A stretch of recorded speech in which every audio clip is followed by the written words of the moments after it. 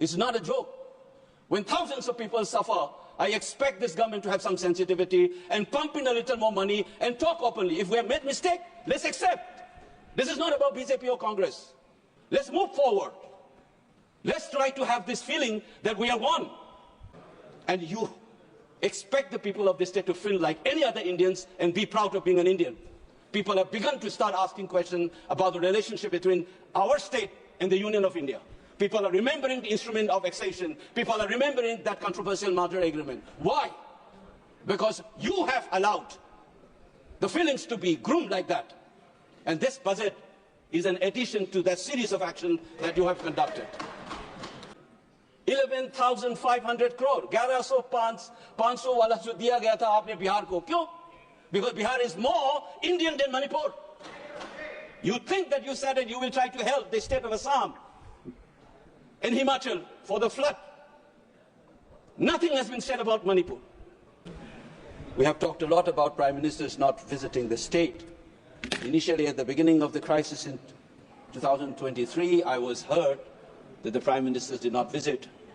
Today, I'm almost indifferent. Whether he visits the states or not does not matter anymore. But the rest of the country should know that there is no visa issue for the Prime Minister to visit the country. He may go to Ukraine and talk about peace. And his own citizens have been slaughtered and more than 60,000 people have been rendered homeless. This kind of a behavior can never be justified by anybody who swears by nationalism.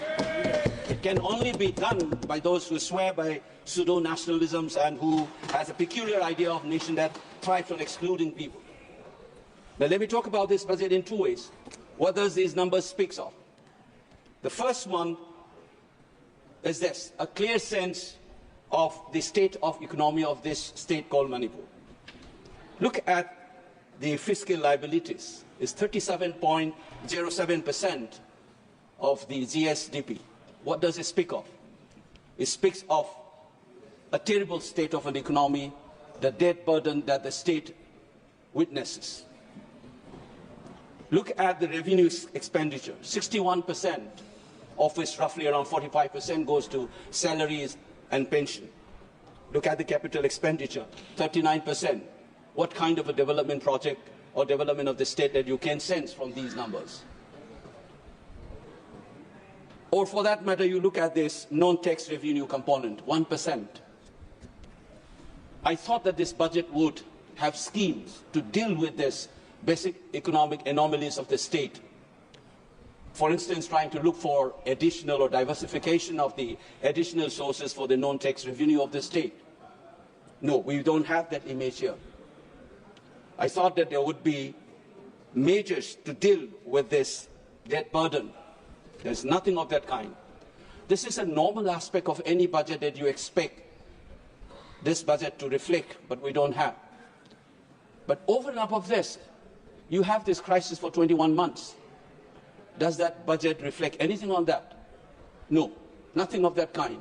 60,000 people, how do you expect that kind of economy of a state to deal with this crisis without the help of the center? We're not asking for UN interventions. We're not asking for international financial institutions to help Manipur.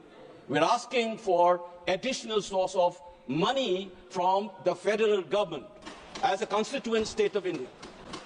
You don't get anything.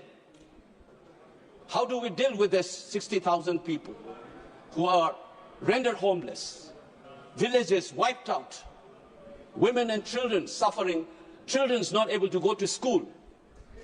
Had this crisis been there in Bihar or UP, you would have felt the nation in you for you to reflect on your budget. The kind of exclusions that I have been trying to brought up in this house. Remember that Gandhi was thrown out of the train. How does he felt? He thought that he was a barrister. He thought he is entitled to that compartment in the train.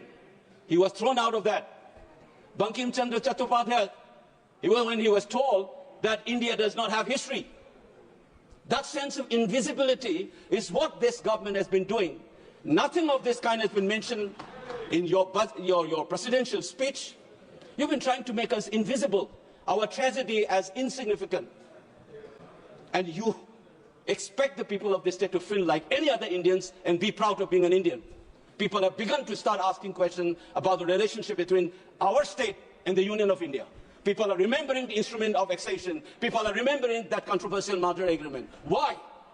Because you have allowed the feelings to be groomed like that. And this budget is an addition to that series of action that you have conducted.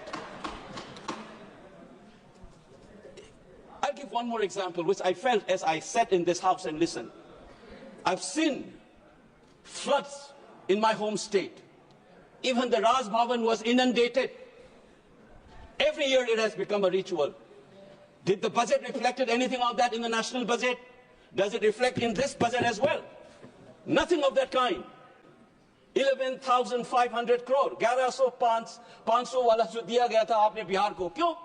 Because Bihar is more Indian than Manipur. You think that you said that you will try to help the state of Assam and Himachal for the flood. Nothing has been said about Manipur. Ask your governor how the residents of that Raj Bhavan was inundated. Was it a foreign country? Or even if it were an ambassador's house, you would have invested. This is a state's governor. Under the Union of India, you don't bother and you expect us to feel normal, being included.